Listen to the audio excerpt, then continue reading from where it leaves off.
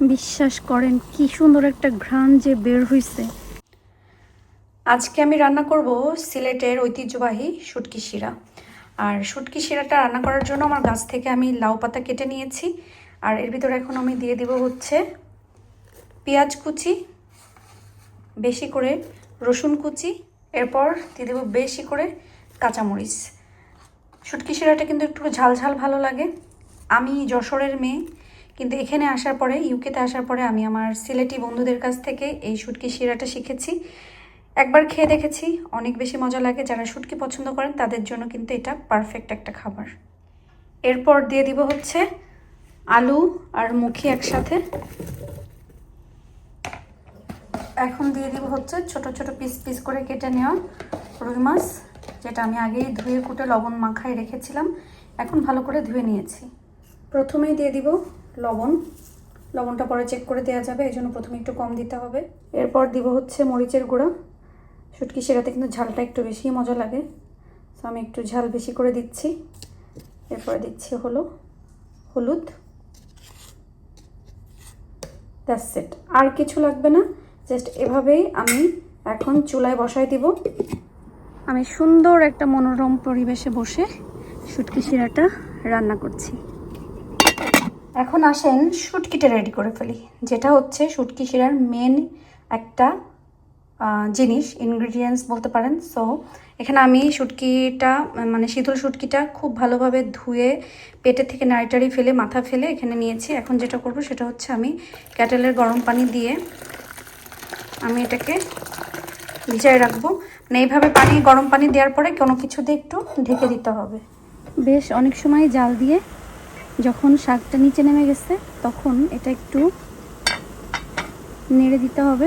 আজকে একটু অন্য জায়গায় রান্না করতে এসে তো আমি মনে হচ্ছে যে ফেঁসেই গেলাম, বাট খুবই ভালো লাগছে।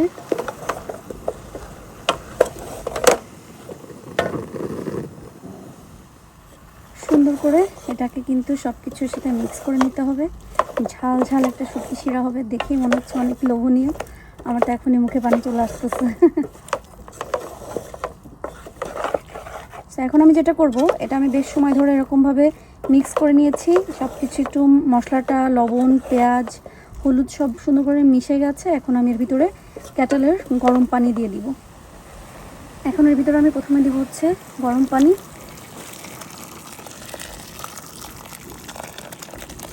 গরম পানি দিয়ে একটু জাল খাক। এটা যেহেতু শুটকির শিরা, পানিটাই কিন্তু সব থেকে বেশি হতে হবে। আমি এই পানি দিয়ে বেশ সময় একটু জাল দিয়ে নিয়ে পরে যে আমি শুটকি ভেজানো পানিটা দিয়ে দিব, তাহলে শুটকির ঘ্রাণটা অনেক বেশি স্ট্রং থাকবে। নাহলে প্রথমেই দিয়ে দিলে না শুটকির ঘ্রাণটা চলে যায়।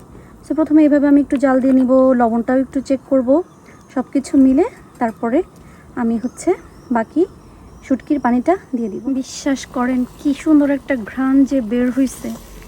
এটা খেতে কিন্তু মজা এবং স্বাস্থ্যের জন্যও ভালো, কারণ তেল, অন্য কোনো মশলা কোনো কিছু নাই।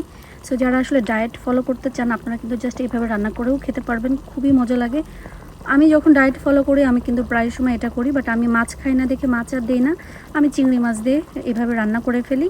আর এটা উতলাই গেছে, এখন আমি পুরা ঢেকে দিব না, আমি জাস্ট হালকা একটু খালি করে এইভাবে রাখবো।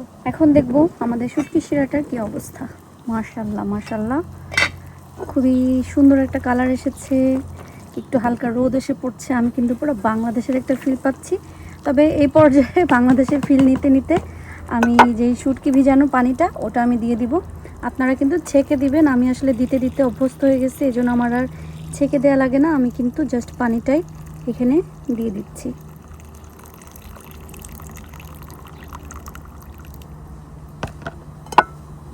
এখন শুটকির একটা সুন্দর ঘ্রাণ হবে আর এটা ঝোল ঝোল খেতে ভালো লাগবে।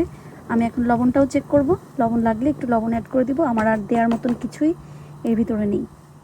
শুটকি শিরার ভিতরে এখন আমি যেটা দিব সেটা হচ্ছে একটা ফ্রোজেন নাগামরিচ, আর দিয়ে দেওয়া হচ্ছে এক মুঠ কাঁঠালে বিচি, যেটা আমি আগেই সেদ্ধ করে ডিপে রেখেছিলাম। আর লবণ একটু কম হয়েছে, লবণ দিয়ে দিলাম। শুটকি শিরা রান্না করা শেষ, এখন হচ্ছে খাওয়ার পালা। আমি এই রান্নাটা শিখেছি আমার সিলেটি ফ্রেন্ডদের কাছ থেকে। যদি কোনো ভুল ত্রুটি হয়ে থাকে তাহলে আপনারা ক্ষমা সুন্দর দৃষ্টিতে দেখবেন। আমি যেভাবে পারি আমি আসলে সেভাবে রান্না করার চেষ্টা করেছি, আর আপনারাও ট্রাই করে দেখবেন। আমার কাছে তো খুব বেশি ভালো লাগে, কারণ আমি শুটকি অনেক বেশি পছন্দ করি, আর ঝোল ঝোল করে খেলে তো আরও বেশি মজা, কারণ এটা ঝোল করে খেতেই সব থেকে বেশি মজা। তাহলে ভিডিওটা কেমন লাগলো কমেন্ট করে জানাবেন। আল্লাহ হাফেজ।